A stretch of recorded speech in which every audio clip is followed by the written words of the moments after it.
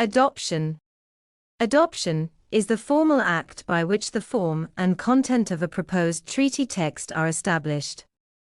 As a general rule, the adoption of the text of a treaty takes place through the expression of the consent of the states participating in the treaty-making process. Treaties that are negotiated within an international organization will usually be adopted by a resolution of a representative organ of the organization whose membership more or less corresponds to the potential participation in the treaty in question. A treaty can also be adopted by an international conference, which has specifically been convened for setting up the treaty, by a vote of 2/3 of the states present and voting, unless, by the same majority, they have decided to apply a different rule.